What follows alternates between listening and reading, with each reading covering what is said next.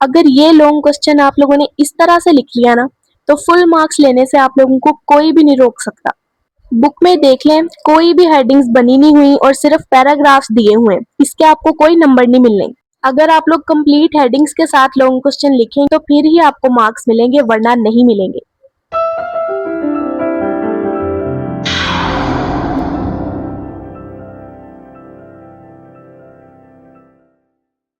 अस्सलाम वालेकुम dear students. आज का जो टॉपिक है वो है 9th क्लास फिजिक्स। ये एक टॉपिक है एरर्स इन मेजरमेंट्स। ये बहुत ज़्यादा इंपॉर्टेंट लॉन्ग क्वेश्चन है, आप लोगों को पेपर में ये ज़रूर आएगा। बुक वाला तो बहुत ही ज़्यादा मुश्किल है, आप लोगों ने ये वाला याद नहीं करना। जो मैं आपको करवा रही हूँ आप लोग ये करें, ये बहुत ईजी है और मार्क्स लेना भी बहुत आसान है। क्वेश्चन आपको इस तरह से आएगा, explain different types of errors in measurement, what are their possible causes and how they can be minimized. तो सबसे पहले आपने एरर्स इन मेजरमेंट की डेफिनेशन लिखनी है। ये डेफिनेशन लिखने से चेकर पर अच्छा इम्पैक्ट पड़ेगा और वो आपको फुल मार्क्स दे देगा। The difference between the true value and the measured value is called an error in measurement. मतलब ट्रू वैल्यू और मेजर्ड वैल्यू यानी असल मिकदार और नापी हुई मिकदार में जो डिफरेंस आता है, यानी जो फर्क आता है, उसको हम एरर्स इन मेजरमेंट कहते हैं। No measurement can be 100% accurate because every measuring instrument has some limitation. कोई भी मेजरमेंट 100% ठीक नहीं होती, क्योंकि जो मेजरिंग इंस्ट्रूमेंट है ना, यानी नापने वाला आला, उसकी कुछ लिमिटेशंस होती हैं। लिमिटेशंस का मतलब होता है हदूद। Therefore every measurement contains some error. इसी वजह से हर मेजरमेंट में थोड़ी बहुत गलती जरूर होती है, इसी गलती को हम एरर कहते हैं। अच्छा, डेफिनेशन के बाद आप लोगों ने हेडिंग बनानी है टाइप्स ऑफ एरर्स की। There are 3 types of experimental errors affecting the measurements, human errors, systematic errors and random errors. देखिए क्वेश्चन में उसने कहा है कि एरर्स को डिफाइन करें, उसके कॉजेज बताएं और ये बताएं कि एरर्स कैसे रिड्यूस या मिनिमाइज हो सकते हैं। तो अब हम एक एक करके सब एरर्स को डिस्कस करते हैं। एरर की जो फर्स्ट टाइप है वो है human errors. They occur due to personal performance, the limitation of human perception such as the inability to perfectly estimate the position of the pointer on a scale. मतलब इंसान की ना सोचने और देखने की कुछ लिमिटेशंस होती हैं। जैसे हम किसी स्केल पर पॉइंटर की पोजीशन को 100% ठीक से अंदाजा नहीं कर सकते, इसी को ही ह्यूमन एरर कहते हैं। सो नेक्स्ट चलते हैं इसके कॉजेज पर। Following are the main causes of human errors, faulty procedure to read the scale, not lining up eye right in front of the level, reaction time of an individual in timing experiments to start or stop clock, environmental distraction or disturbance।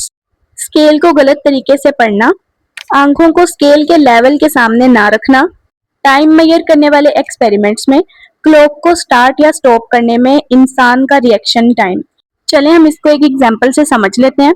जब हम stop watch से time major करते हैं ना, तो हमारा दिमाग और हाथ फौरन रिएक्ट नहीं कर पाते। मतलब हमारा दिमाग और हाथ कंफ्यूज हो जाता है कि हमने टाइम को स्टॉप करना है या स्टार्ट करना है, और इसीलिए हम 1 या 2 सेकंड बाद स्टार्ट या स्टॉप कर पाते हैं। अब इसका लास्ट पॉइंट है इन्वायरमेंटल डिस्ट्रैक्शन और डिस्टर्बेंस। मतलब कभी इन्वायरमेंट भी डिस्टर्ब कर सकता है और हम फोकस नहीं कर पाते। इसका अब नेक्स्ट पॉइंट है methods to reduce.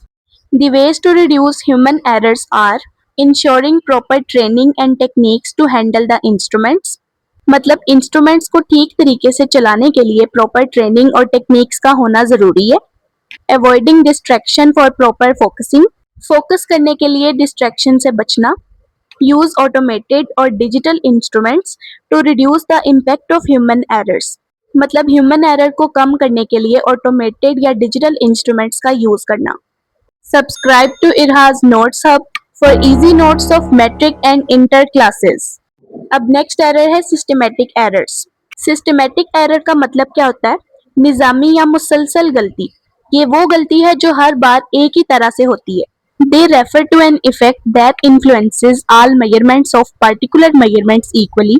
It produces a consistency difference in reading. It occurs due to some definite rule। Systematic error उस इफेक्ट यानी असर को कहते हैं जो किसी खास किस्म की तमाम मेजरमेंट्स को बराबर तौर पर मुतासिर करता है। ये मेजरमेंट्स में सेम डिफरेंस पैदा करता है। ये किसी डेफिनेट रूल यानी मुकर्ररा रूल की वजह से आता है। अब नेक्स्ट है इसके causes. Following are the main causes of systematic errors, zero error of instrument, instrument का जीरो एरर होना। अब इसका मतलब क्या है कि अगर कोई इंस्ट्रूमेंट है ना, जैसे वर्नियर कैलिपर है, तो अगर वो 0 पर सेट नहीं है ना, तो हर रीडिंग गलत आएगी। नेक्स्ट है poor calibration of instrument. Instrument की गलत कैलिब्रेशन होना। अब कैलिब्रेशन का मतलब क्या है कि इंस्ट्रूमेंट को ठीक स्टैंडर्ड के हिसाब से सेट करना।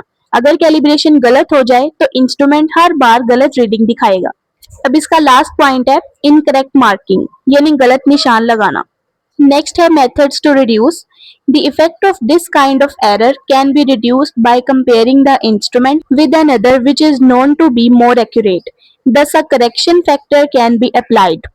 इस किस्म की गलती के असर को एक इंस्ट्रूमेंट को किसी दूसरे इंस्ट्रूमेंट से कंपेयर करके कम किया जा सकता है। वो दूसरा इंस्ट्रूमेंट ऐसा हो जो ज्यादा एक्यूरेट और स्टैंडर्ड माना जाता हो। इस तरह से हम एक करेक्शन फैक्टर इस्तेमाल कर सकते हैं। करेक्शन फैक्टर का मतलब होता है इस्लाही मिकदार। अब एरर्स की लास्ट टाइप है जो कि है random errors. It is said to occur when repeated measurements of a quantity give different values under the same conditions. It is due to some unknown causes which are unpredictable. Random error वो गलती होती है जब हम किसी एक चीज की मेजरमेंट बार बार करते हैं और हर दफा अलग अलग रिजल्ट आता है। ये किसी अननोन या अनप्रिडिक्टेबल वजह की वजह से होता है। अनप्रिडिक्टेबल का मतलब होता है जिसका पहले से अंदाजा ना लगाया जा सके।